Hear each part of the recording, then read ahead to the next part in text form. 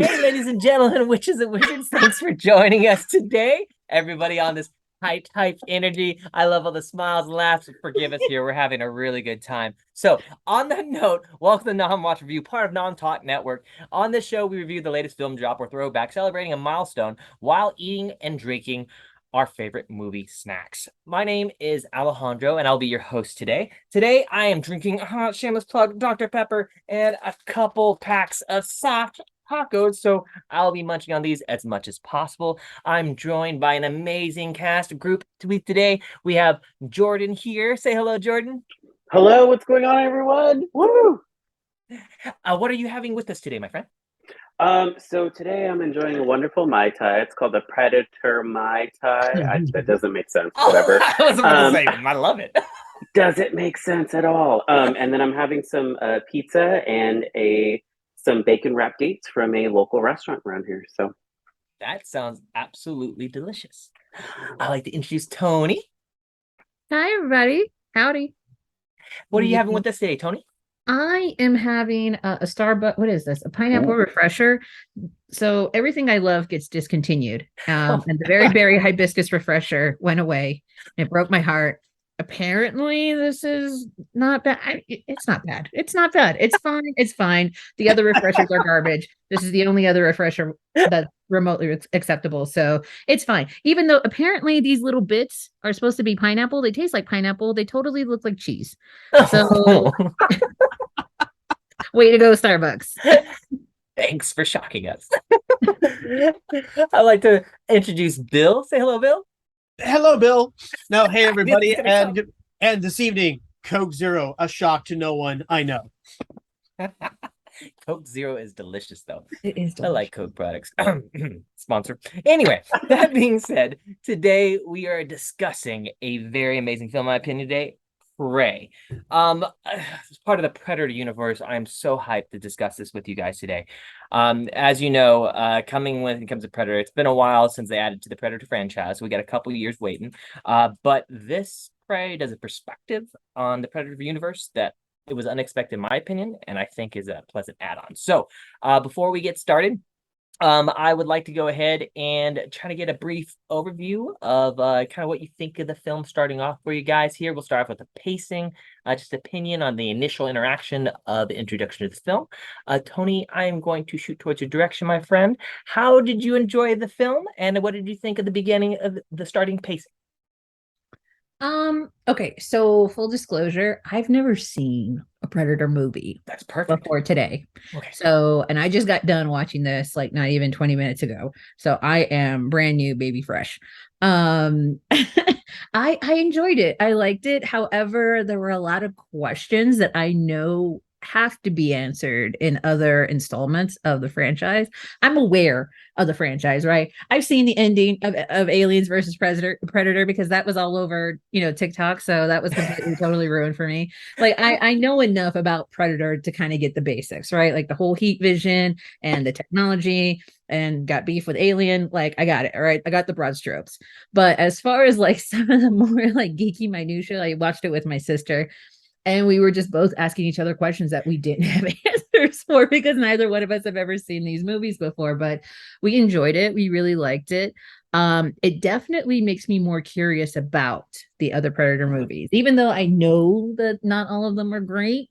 I'm probably going to go ahead and watch all of them now. So I think like this is a really, really good intro. In my opinion, it does what it needs to do in order to make me interested in the franchise as a whole. So yeah, I really enjoyed it. Fantastic, excellent. Which really hyped to hear, and I know at least a couple of us here are Predator fans. So hearing somebody's perspective of not being introduced to the Predator franchise, but being this interested in a prequel makes me excited because that is like the starting foundation, in my opinion, for a lot of things. So hyped about that. Bill, sir, what did you think about the beginning pacing? Your first initial opinions of the film starting off. Number one, I enjoyed it. I've, like many of us, I have suffered through all the Predator movies. And suffered is an understatement. Love the first one. The second one, as I recall, was enjoyable. The rest, okay, AVP was just kind of cool to watch it for the fun factor. Most of the rest of them are just various levels of hot mess. This one, again, was the first one that I go into the category of, this was a good film. I enjoyed it.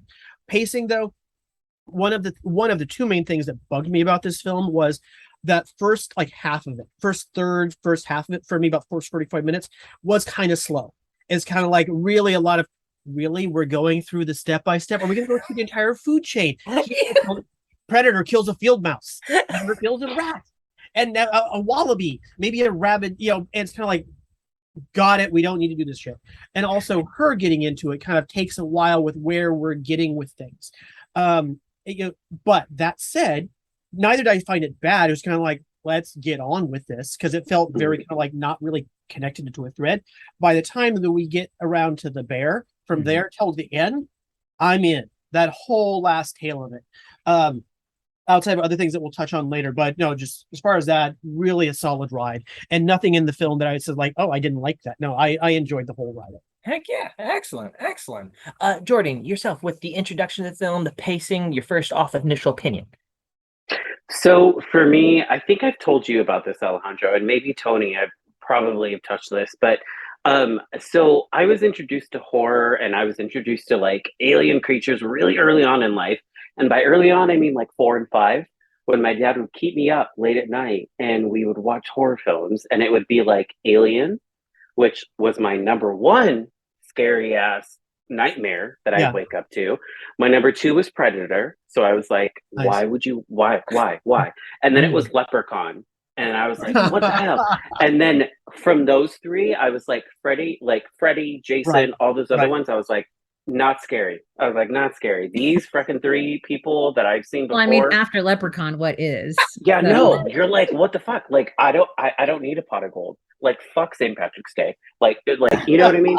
But so I was obsessed with Predator from a young age to now, and I've seen most of the Predator franchise, and I've become a fan of that. And watching this film, and I think for me, like, being what you would call like native, or like, Native American to everything, and seeing being represented in like film, like when it's been like a long time, right? Like the only time you've ever seen that is like Dances with Wolves, where it's like, oh, it's Kevin Costner. It's like, oh, that's cute. But you know what I mean? Like, Yeah. It's not like that. And watching this film from jump, I do have to agree, it was a slow start. And I was like, when is this going to pick up? Like, when is it? And I watched it with my dad, who's scared me since I was 3.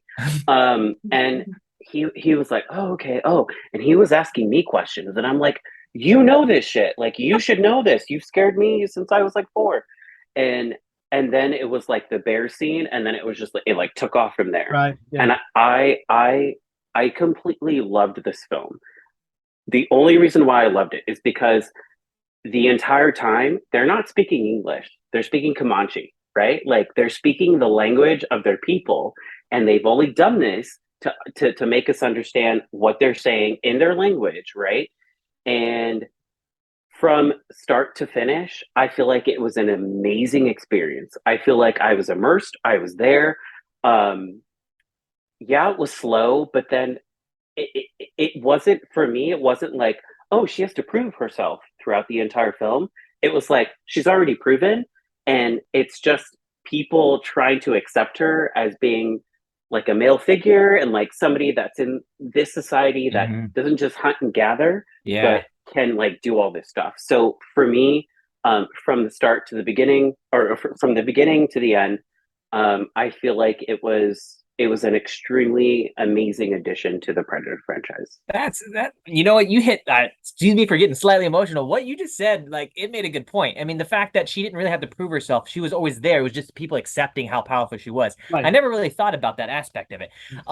Bill, you brought up the point, and Jordyn, you followed up on it, and Toni, you mentioned a little earlier, the pacing did seem a little concerning at first. I will tell you this.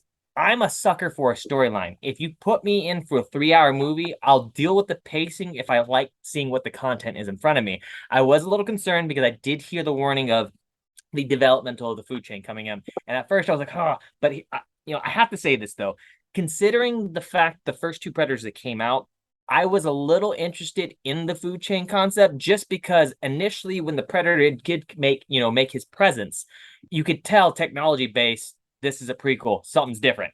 And to me, I did see a little mid goofiness on the going through A through Z on the food chain of making it to that point. But at the same time, I was absolutely kind of like baffled when I saw the first hint of his camouflage armor coming into the concept of like the reflection of the snake and the and the mouse. As goofy as it was, I was like, all right, this is good. I will say the CGI did throw me off a little bit, but I mean, mostly the story pacing and so forth, especially coming in from like Mid Thunder. Amber Mid Thunder killed it, along with I believe his name is Dakota Beavers. I believe Tabe, Naru and Tabe are the two. I would say what two of the main characters in there, but it just it threw me off. Like, it was one of those things where I didn't know what to expect. And then Jordyn, you mentioned it, you hit the nail on the head. There was proper representation in there. And then Toni, I never, it's kind of funny. I'm glad that you mentioned it. You had never seen anything from the Predator franchise. And yet to you seeing this, to me, it seems like it's a slowly but surely development introducing to what a Predator is. Funny fact, I don't know if, and forgive me if you guys know this, technically speaking, there's about 4 to 5 different versions of Predator out there. There's different species of them out there. So the initial interaction, I don't know if you guys know, the large eyeballs is a part of a species. I believe it's called a berserker. Correct me, fans, if I'm wrong. I'll have to go into that as well. And before I skip over some of our audience here, I just want to go ahead and say hello to Tiff out there and Q. It's always glad to have you guys here. Thank you for always joining us. And by all means, please feel free to put any information in the chat and your pings. We'd love to talk to you guys as well. So thank you for joining us. We're excited to have you. On to the next note. I want to go ahead and talk about the not only Predator, we'll also talk about Naru and Tabe, and we'll go into that. But one thing I want to bring in ultimately, because Jordyn, you brought up this earlier, and I think it's an excellent point. Amber Midthunder, Naru, she's a very, very strong character in the beginning. You can tell right off the bat she's ready to kick ass. And to me, I thought that was a proper introduction to a lead character. Now, being the antagonist, I want to kind of switch over here to the Predator. I want to talk about the technology, because I'm going to have to talk about the elephant in the room, because I've heard some complaints from audience bases of what's going on. But I personally, I'll touch base on this here. But Toni, I want to start off with you in regards to his mask, his skull mask that he has on himself. And they mentioned slightly his camouflage armor and I would say his gun that we'll mention a little earlier. What is your opinion on, let's say, considering that you've never seen any Predators and you knew that this was like a prequel coming into in a timeline, what did you think about the technology and equipment that this antagonist had? I mean, Predator is so, I don't want to say ubiquitous in the pop culture, but it definitely, like, I've absorbed enough through osmosis to understand that this is definitely a 300 years in the past Predator. And there is there's definitely a choice being made as to why he looks the way that he looks. I think it's part of to sell us on the fact that this is what, like the 1800s, I believe, is what it's supposed to be. Oh, very close. Yeah. Around there. Yeah. Yeah. So time of colonization, essentially. Right. So I don't remember if there's like a specific year that was mentioned at the beginning of the movie. But I got it, and I understood it. And as far as like the way that they introduce him, you can tell that they made this movie for people like me who had never seen a Predator movie, because when was the last one made? I mean, AVP was like what, 2004-ish? Yeah, they had AVP, and then you also had Predators, in a sense, too, I believe it was a little afterwards. Plus years. Yeah, it's been within that decade. Yeah, so there's definitely generations of folks that have not caught on the Predator train, like shame on us. But you can definitely tell they are trying to like introduce this character in a specific way, so that way you don't have to have previous knowledge of the Predator in order to understand the basic concepts of like, and a lot of this movie is silent, which I definitely loved and appreciated, just because I feel like that's a much more difficult feat than most people will give it credit for. So I definitely loved and while I can understand the frustration that some folks who have been in the franchise for a minute, been in it to win it, I definitely understand that the fact that like some of this information is going to be super redundant to those folks. And I don't blame them at all for that, but it's also this, when they were going through the food chain thing, like, right, starting with like, the wolf working their way up finally to, like the big game. Me and my sister, because me and my sister were both native, we're indigenous, we're members of the Seminole tribe of Florida, And she was asking me questions because she's like, surely you must know something about it. And I'm like, I really don't, but, and please correct me if I'm wrong on this, but I'm like, but I think the predators are colonizers. I think they do this in order to test, basically who's on the planet at a given time in order to see if that's a colonizable planet. I don't know if that's correct or not. So is it? I like that you say that, because technically speaking, there are some comics and stuff in the future that go a little more in depth. I will say this, and I won't digress too much. But technically, I think there's 3 universes, and slight pause. We have a Heartless here said 1719 for the time. Thank you, Heart. I appreciate that very much. That's the time frame there. Now it kind of goes back and forth, but in the Predators and AVP, they kind of made it in a sense that ultimately Predators are there to hunt the next biggest species, so to speak. And sometimes they'll have planets for hunting areas such as aliens, and some they theorize population control. So honestly, there's a lot of unknown things still to the society of Okay. predators. So I love that you asked that, because I still have some questions in regards to like the purpose and stuff, because honestly it seems like a hunting aspect of it, but Right. there are some There was things that something have made it logical questionable. about it, but I Yeah, just yeah. didn't understand what the end goal was. But I found that it was a valid interpretation to say that, like, they might be colonizers, and then colonizers versus indigenous folks. Like, I felt like that was like a really good, even if that may not be the end goal of a specific predator or a specific sect of predators, I felt like that was like a really interesting way to just leave a possible interpretation for.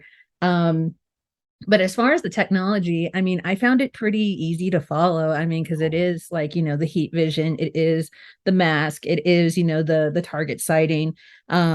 And I like that there are limitations to the Predator, because I can't stand kitchen sink villains where it's like we can do anything and everything. I really was like, oh God, is this going to be like a special Predator that can fly and swim and just dematerialize like in and out of rooms? Because that's going to be really upsetting. But I do appreciate the fact that there seem to be some hard and fast rules when it comes to the limitation of the predator as a species, and also with their technology. And I felt like everything was pretty, even though there's nobody that explains anything about predators' abilities, which I assume is something that happens in other predator movies. So I felt like it was something that was very, very accessible.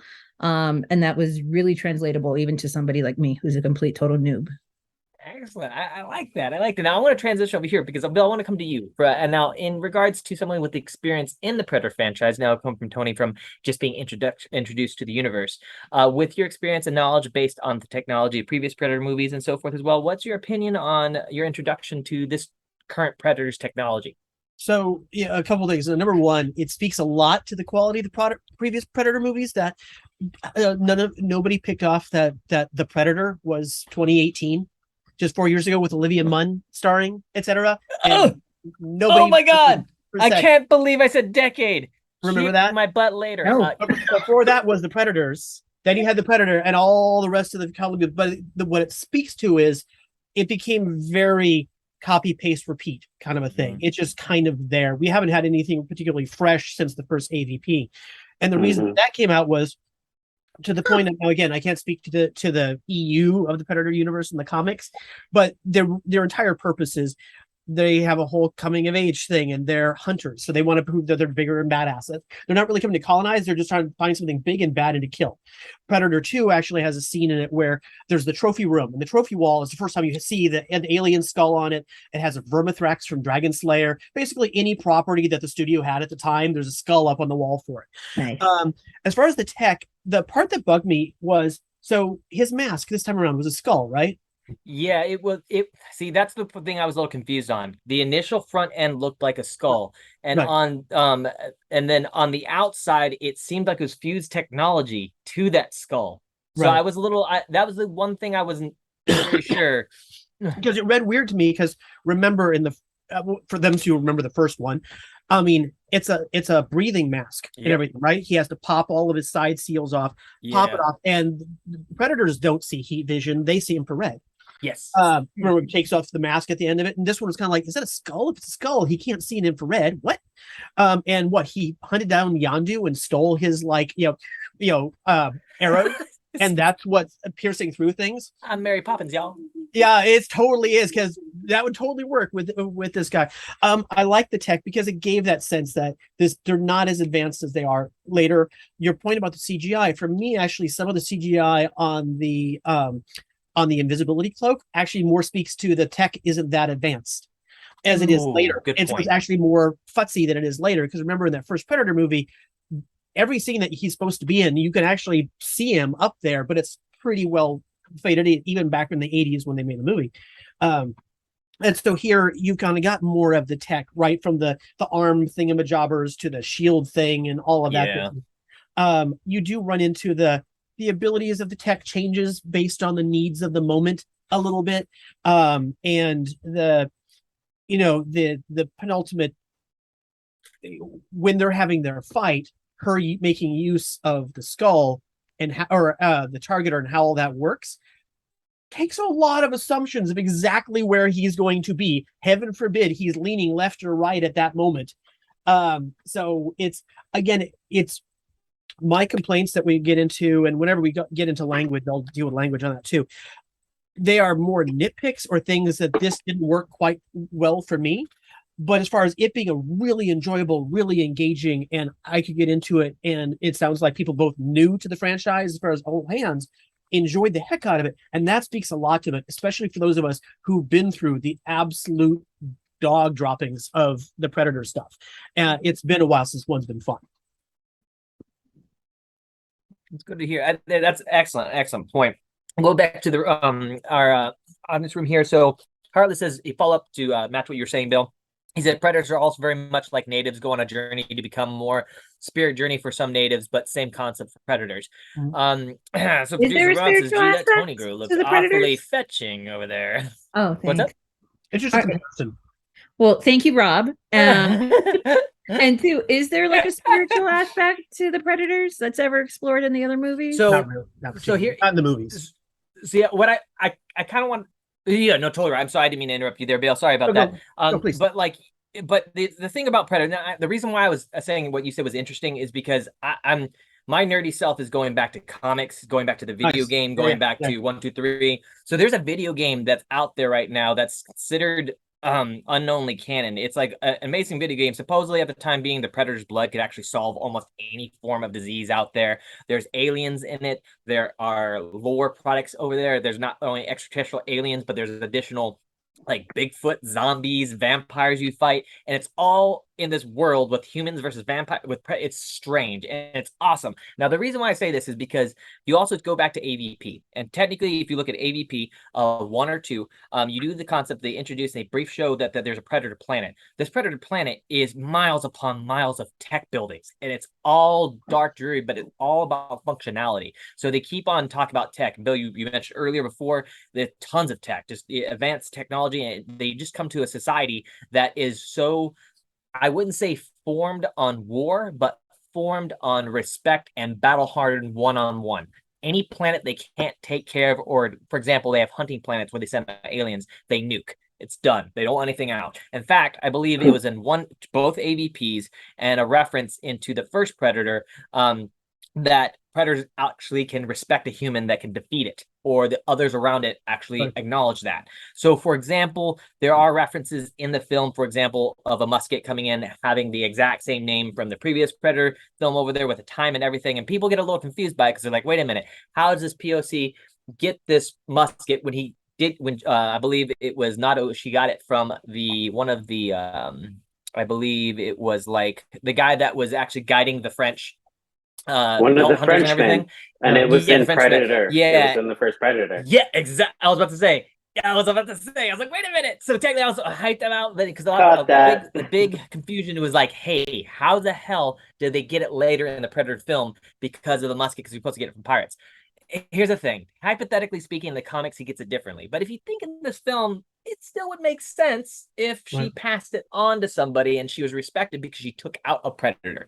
And and the thing is, if you watch towards the end of the film, there's a hint that there's still some predators around. So I'm just really hyped about that too as well. The only reason why I guess kind of want to round about just hearing, the aspects of development and just the technology really hyped me up. But I do not want to miss your opinion on this, Jordyn. Please, please, please let me know what you think about the technology development in regards to the antagonist and the predator over the course of the film. So I feel like I had a lot of questions, obviously, after with the technological aspects, and I think my dad had the same thing. And I had to explain to him, I was like, "Look, this is supposed to be a prequel, and this is supposed to be when Predator, when they came here, and when they were quote unquote experimenting with us, right? Because they saw a advanced life form on this planet, and they were like, oh cool, like let me see if I can like hunt them, and let me see if I can like prove myself with that, right? And from the very beginning, right, when she saw the Thunderbird, right, which I love the aspect of Native American lore to the entire like freaking movie, right? She's like, I saw the Thunderbird, it was a sign, and he's like, nah bitch, like you ain't the shit, like it's me, I'm a male, I'm gonna go hunt these people. And I was like, I was like, she's gonna beat your ass. And then she did.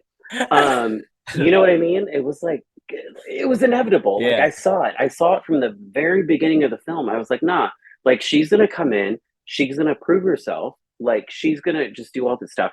And then you see the Predator with his like, you're right, Bill, with the invisibility. It wasn't foolproof, because you had like a snake that bit his leg, and it was like, oh shit, it was. And then he was like, nah, fuck that shit. And then it was like, right? And I feel like that was necessary only because he was getting a taste of what each sort of like section of predatorial animals were on the planet. Yeah. Right? Like it was a way for me to be like, oh, he's testing what's going on. He knows that there's people on the planet, but he doesn't know that they are the biggest threat. And then it evolves into, oh, the males are the biggest threat, right? Which is like, oh, like fuck females, right? Like it's all about this shit. Like they know what they're doing because they're doing, they have the bows, they have all this shit. And she's like, nah, like, hold on. I will say, I wish she would have come out in her shell a little bit earlier in the film, where it was like, nah, like I'm a threat before all of them were. When she like wrestled that dude, and then like they were like fighting, and I was like, he should have been watching, and he should have known that like this was a threat, right? But it wasn't a threat, I would say, until they got to the camp, and then she had the gun, and then he was like, I'm not, and then her brother was like, I'm not the threat anymore. Like, it's you got to be the threat. And she was like, oh, okay, cool. Like, whatever. And I was like, nah, like, you should have been the threat in the beginning, right? Like, that should have been, like, from the get go. And so for me, I will say that I did have a question when she was like, oh, I'm going to place the little, like, the hood here. I'm going to place a little mask here, and then I'm going to get him exactly where it's at right here. And I didn't know it was going to be there until she was like, oh, he's going to fall in this pit. And then all of a sudden he's going to come up in this exact location. And then, oh, he's going to try to shoot his thing, which I know is going to circle around and get him. I was like, that's not believable. I was like,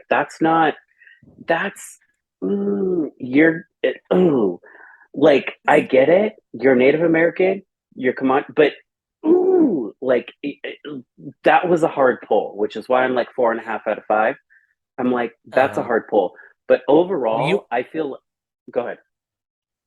No, I'm sorry. Go ahead, please. I didn't mean to interrupt. I was just gonna say, like, overall, I feel like the film did what it was supposed to do.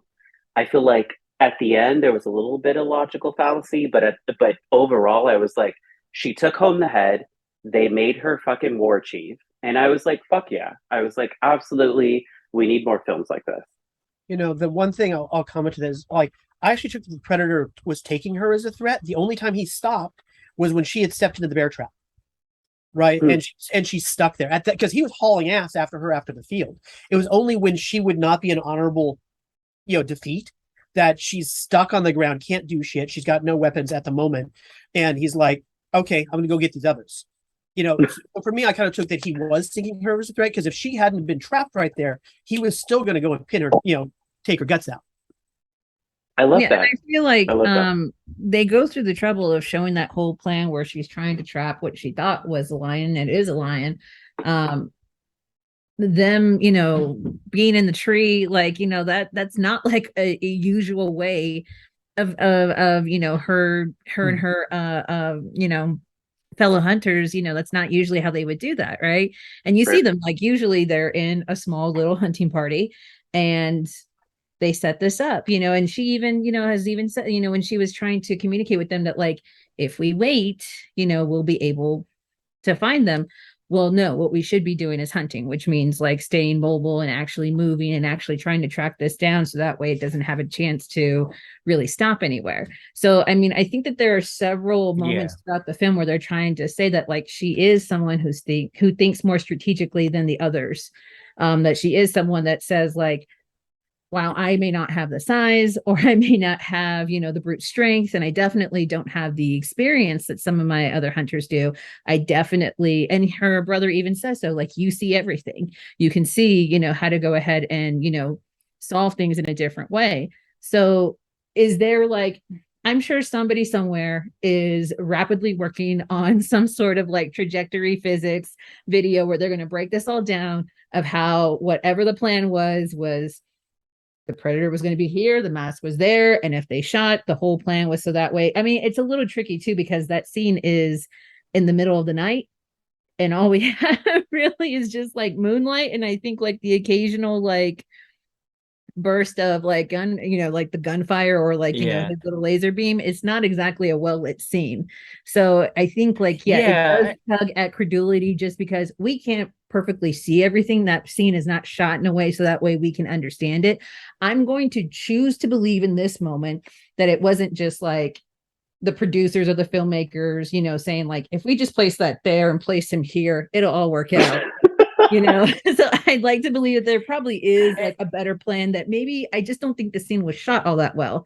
But as far as it, going to the point where it's like, well, I don't believe the character could have pulled it off. I believe the character could have pulled it off. I just don't think that we as the viewer actually get a good view of like what that plan was.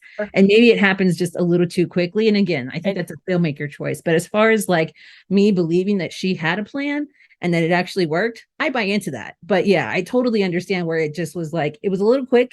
It was a little too murky. It was a little too Game of Thrones season 7 and 8. Yeah, a little bit in terms of the lighting. So, no, yeah, don't say that. No. Don't say that. Well, No, hey, I have to no. say, I don't want to run over this, because I believe like what you guys are bringing up are excellent points, but I also want to bring up, though, that's how Arnold killed the other predator in his other previous film. He got in his little, his mud, got a little corner, planned where that predator was going to come. He figured where he was going to come. He snapped that tree, and the thing came swinging and hit him. Almost the same concept of what's going on with Homegirl. Now, here's the thing. The only reason why I said this might be iffy, they did kind of build up to it because she was already in that quicksand, which I say quicksand or bog, because honestly, any rightful, sane 7-year-old will remember, tell you the top thing they'll ever fear in their life is quicksand. I don't care if you live in the city, or I don't care if you live in the country. We're afraid of quicksand at 7 years old. It's gonna happen. I don't know, but so like my worst fear came true in that development there.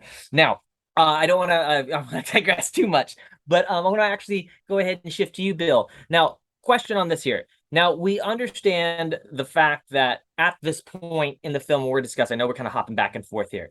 We understand that we have coming in, Mid-Thunder, Nadu being the main character trying to prove who she is to the rest of the tribe.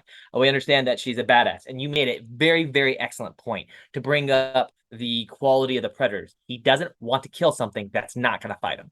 I mean, she even mentioned it earlier that when her and I'm trying to think here, Tabe, when they were actually tied to a tree, she was like, one of my favorite lines in here. She was, I believe she was making a reference to a beaver. She's like, yes. She goes, yeah. And he's like, what are you gonna do? She goes, well, one time I saw this beaver and he had his foot stuck in the trap. And she talked about how this beaver just gnawed his foot off. And she gets to the point where you see that metal trap right next to them, and you hear chink. What are you doing? She goes, I'm smarter than a beaver. She cuts the rope instead of that, which I think once again gives her a form of, or takes our lead character and brings a little more form of intelligence to her. I understand the fact that that just seemed a little convenient. But I think as a matter of just the way the development of, like, the first one I did, shout out to Arnold Schwarzenegger in that development. That being said, we see in this inner, I'd say, battle per se, I want to touch base a little bit I know, I more wasn't really on interrupted. I was just Naru trying to find and the most base to also- test out these headphones, and then Sorry, my computer's freaking out. Oh, So sorry. All right, okay. no worries. Is it- I'm like, are we good? I'm hearing your voice. Okay, good. I was like, Sorry. I was like, Are we being yes? invaded? Yes. It's all good. No worries. No stress at all. It's all good. I just want to make sure I wasn't talking over Yeah, no, anybody. you're But no, I apologize. Bill, on that comment, what is your? Because personally, what do you think of, like, Nadu and Taba, the main two characters coming in here? I mean, because I know we've been talking about the antagonist the whole time. I want to go ahead because I know you mentioned, them speaking different language, their own native tongue and so forth. What is your opinion on the two main characters? Okay. I think the performances and the actors were great in it, and they did a really, really good job. It's funny, as we get more modern and stuff, I did not like the choice of them speaking English. Okay. I really wish it would have been a native. And Yeah. the whole thing through, because they're using modern phrases and more modern colloquialisms that are really, go ahead. Sorry. I watched this in Comanche. Right, but it's dubbed. Right. But so everything that I've been reading is that the filmmakers originally pitched this to be filmed in Comanche, and apparently that was just a step that the studio couldn't jump on. So the filmmakers have been recommending that everybody watch this in Comanche. So I'm going to go ahead and say that everything that we might have to say about the dialogue. Well, it goes back to the it- production of it. I wish that it would have been. And again, for me, if they had done it in Comanche, and it's really strange because I even saw some interviews talking from the directors talking about how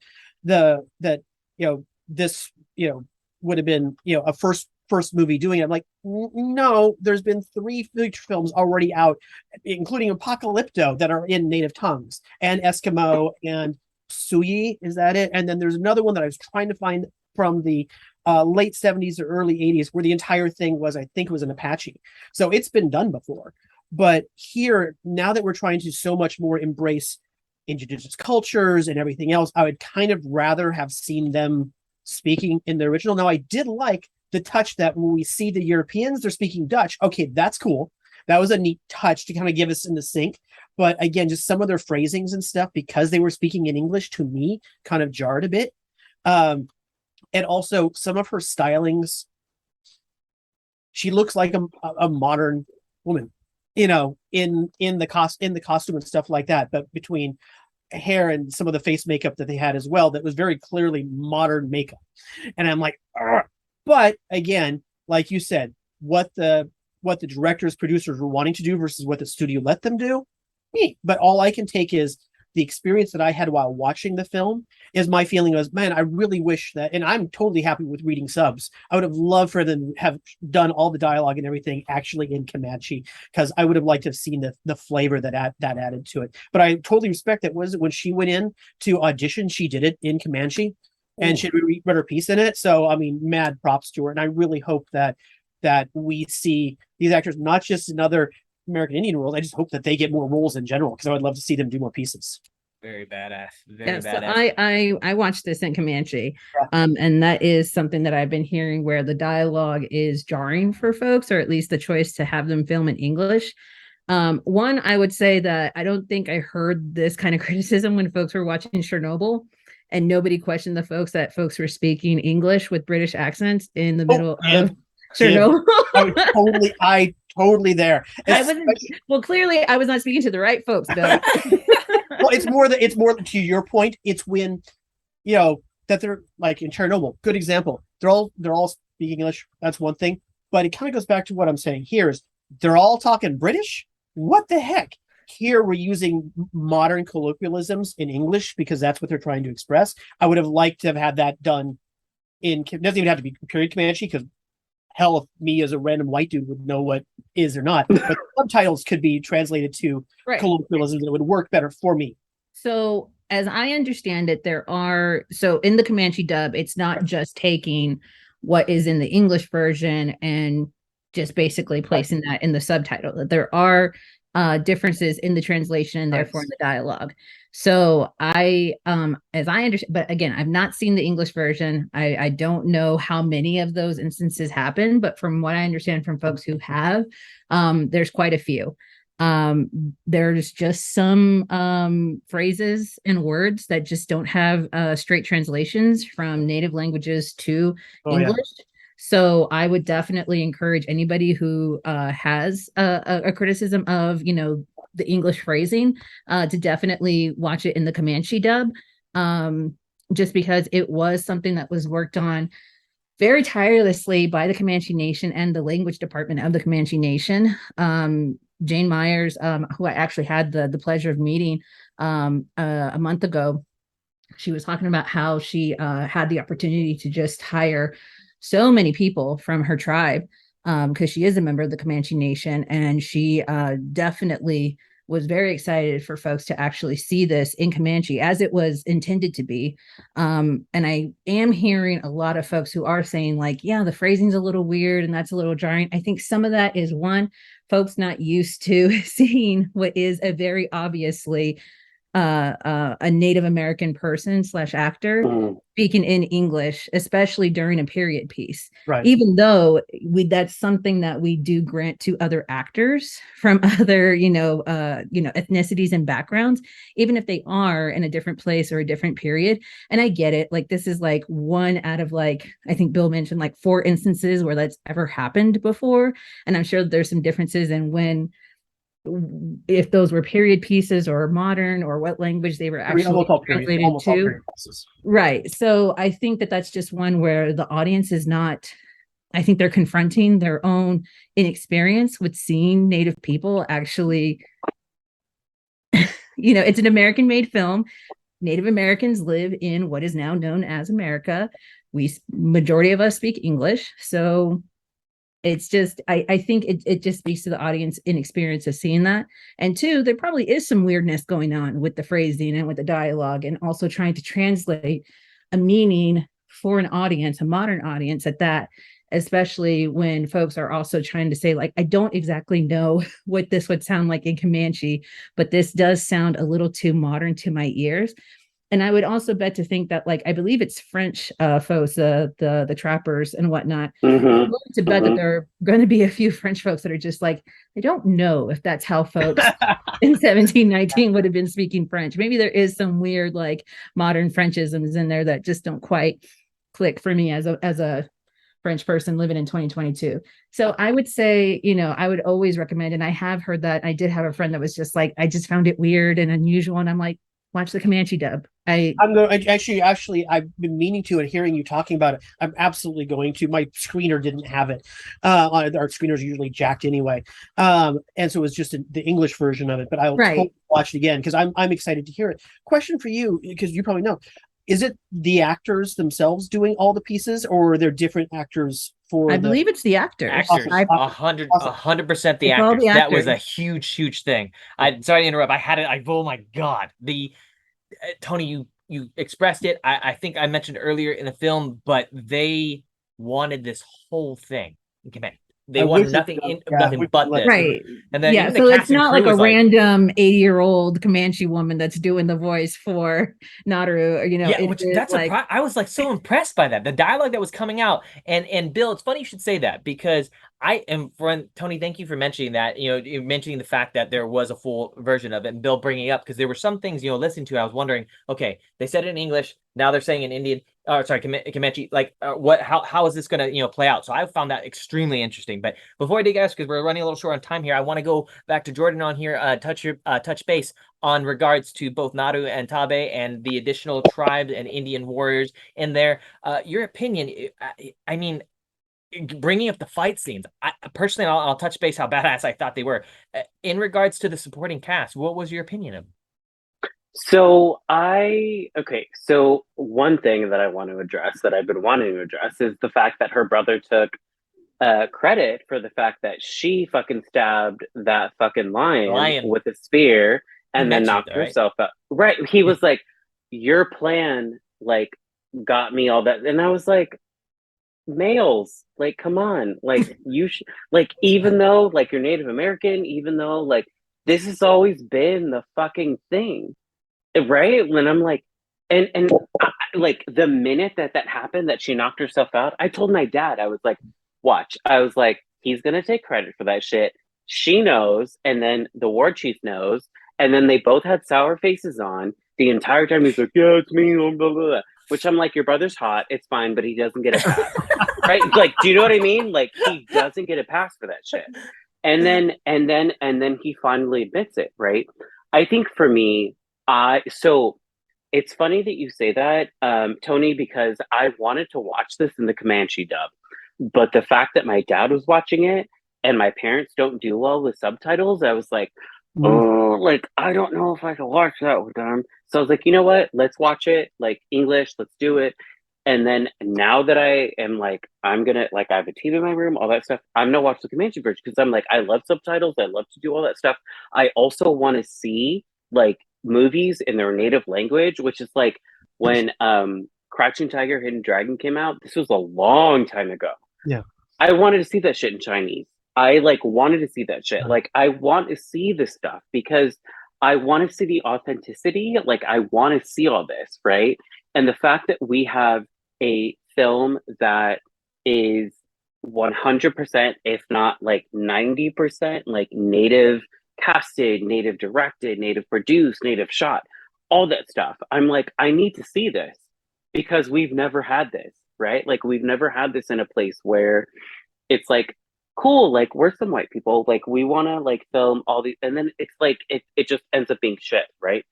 um I do feel like all the actors, all the actresses, everybody in this film did a fantastic job, including the guy that played Predator, right? Like he was like, I understand my role. He was like, this is what I gotta do. He was like, do your thing. I'm just gonna fucking kill you all, but do your fucking thing.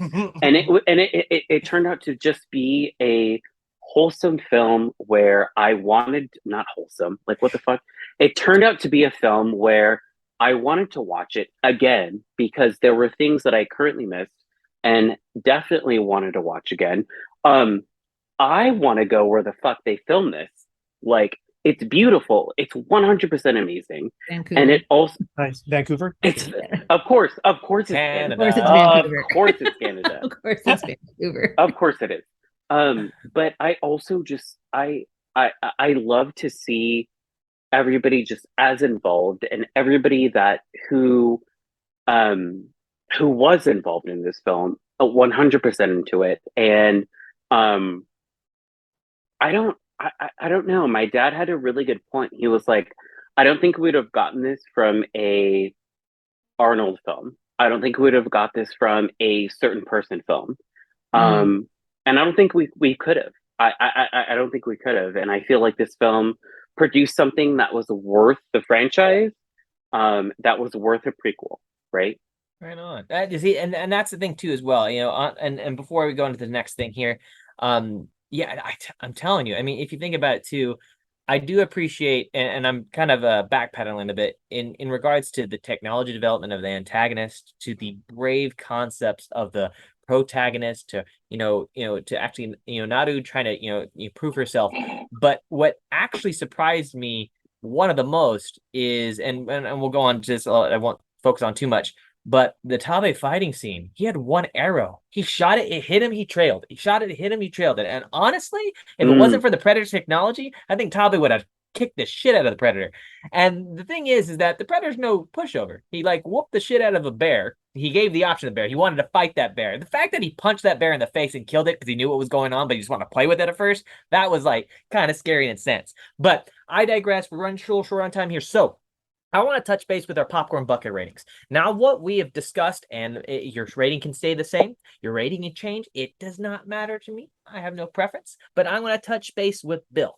Bill, first, your initial rating of this, does your rating stay the same or does it change, and why? I was gonna say leaving it at 3.5, which is not bad because we turn that to a 1 to 10, that's 7, and that's still well above enjoyment. but That's a C. I'm actually thinking we'll do a provisional 4 because I want to see how it feel. I want to see how it feels after I watch the dub version. I like that. So I like that. I'm thinking that'll help give me better warm and fuzzies. I think we'll still have the problem around that first kind of slow slog through things. I wish the pacing would have been tightened better there, but I just think it's a great thing, and I hope more people see it. Heck yeah, fantastic. All right, all right. Let's go over to Jordyn. Now, with your rating, my friend, does it stay the same? Does it improve, go lower, and the reason why? So it stays the same. My rating is a 4.5 out of 5, right? I feel like so it's really hard for me to give a 5 out of 5 to a film. And if you're not Titanic, you don't deserve a 5. But wait, Bill, we're not talking about this right now. We're not doing it. We're not doing it. So He would have fit on the door. I agree. I agree. And the best thing is ranted. he knew it. That's the best part. he did. He admitted it, and I'm so pissed. 4 to 5. I feel like this film is absolutely one of those films where if you miss it, it's disappointing. If you don't miss it and somebody takes you on a date or it's like, hey, let's watch like Prey, and you're like, you're like, no, like watch this shit. It's gonna be the fucking best shit you ever seen. The best shit you ever seen. Get laid, do it. I love it. And so I feel like, but also too for all the wonderful indigenous cast and people that are in this nation. It's representational for Comanche. It's representational for people that have never been represented before in film, and I love it. So, Excellent. Excellent. Tony, what is your current rating? Would it improve? Would it lessen? And the reason why? Excuse me. It's okay. Wow. I don't know what just happened. I'm gonna keep it at a 4. I'm gonna keep it at a 4 out of 5. I just really feel like it's a great intro into the overall franchise. As far as the representation, I mean, like my indigenous little heart is like, incredibly excited. I also think as far as the decision to, I think it would be, I think it's already a good film. I think it would have been a great film if it had been filmed in Comanche. Right. And if we had just decided to make this an American-made Comanche language film, I think it would have been amazing. I'm glad though that the producers had enough resilience to just go ahead and be like, if you're not going to let me film this in Comanche, you're going to give me a dub, and we're going to do this the right way. And I want to say that I know sometimes the dub experience is sometimes less than great. Like we've all been there, right? Right. It was a very seamless thing, and I felt like the performances of like the language that is dubbed and the way that it matches up. It's not exact.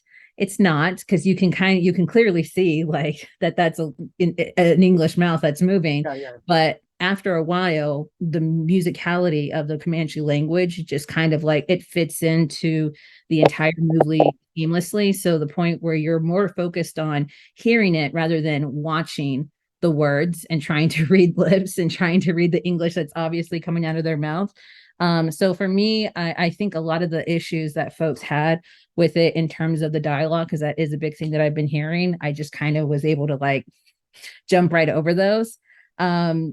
And just in terms of like support and like really showing that like something like that can be appreciated, and something like that doesn't have to, we can make a Predator movie in a different language, and it's not in English, and it's not featuring a white cast, or and I also do want to say shout out to the Predator for saving its more creative deaths for the colonizers and trappers. Definitely appreciated that. But I just thought it was a great movie. And not only that, but like there's like a whole like I could jump on this whole rant about how streaming is presenting this really wonderful opportunity for a more modest budget movie, one where we can go ahead and create, or the return of the 90-minute 100-minute film, because God knows everything has to be 2 hours and 15 or 2 hours and 30. Yeah, it was nice to just know that, like, all right, I've got a good hour 45 to kill, and I did it, and it was great, and I had a great time. And yeah, some of the things where it's like I can definitely see that this is not a $200 million budget, and if it is, that's certainly surprising. But it felt contained, it felt solid, it felt grounded. Yeah, 4 out of 5. Excellent. B Excellent. plus. Well, I have to be the extravagant one. This sucker's gonna be 5 out of 5 for me. I will keep it at 5 out of 5. I'll be honest with you. The 5 out of 5 comes from the aspect of his unexpected film. I didn't even know Prey was coming out, and I'm a Predator fan. What the hell? I didn't see it coming in the way, and maybe because it was pronounced as Prey, and I'm kind of a just like short attention span. You tell me Predator Universe, I'm like, okay. So the unexpected concepts of I came into this film expecting nothing and saw something that I never saw before. I barely watched Dances with Wolves. When it came to a concept, and I say this because you're looking in films and so forth, and casting and actually true representation. So being able to be in my current, I'd say, lifespan, and seeing a film that came out, as now, coming in my, early adult years, I'm like, oh, this is fantastic. So I still have to say 5 out of 5 on that. I will want to give a shout out to Dan Trachtenberg, the director, because he was the one that was wanting to discuss it with the local indigenous people of what he wanted to do. He actually got involved because the cast and the crew was actually not supposed to be local indigenous people, and they were like, hey, can we just make as much? Can we reach out these jobs and help these local people? He's like, I'm down, I'm for it. And the interesting thing about that is he also wrote the script, but also had them around him the whole time, making sure everything they said was proper representation. Anything that came off went through them and other Comanche people. And I was like surprised by that, because typically when a director comes in, a screenwriter, that's when things get a little technical and they don't really want to change much. And as you guys, all three of you mentioned before, it gets messy in pre-production areas, and things come out and things are not allowed, and ultimately sometimes the film is not exactly its full potential. Now, could have been more full potential, I don't know, but I loved what I saw. I would love to see more. I want to see more, and that's what I want to continue to 5 out of 5, and probably just praise this film as much as possible. And last but not least, the reason why I kind of backpedal against a 5 out of 5, I totally prefer the last Predator movies in the past 5 years. This movie literally made that race through my mind. I totally forgot. Bill, you brought it up. I literally was like, oh my God, I was so hyped for those because I have pop figurines designated with little names on them. I was hyped, but then that just kind of disappeared when I saw this film.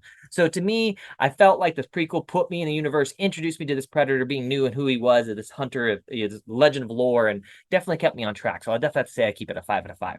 Now, we're running a little time here. I want to make sure we get to know where we can catch you guys on your socials. So Jordyn, let's start off with you, my friend. When you're not with us, where can we find you on the social media account? Just on Instagram, it's City of Stars 13. I haven't posted. I've said this out of every fucking thing I've fucking hosted, every movie, every freaking thing I've posted. I'm gonna post more, okay? But I will. Yeah, City of Stars 13 on Instagram. Yeah, that's where you can find me. Thanks.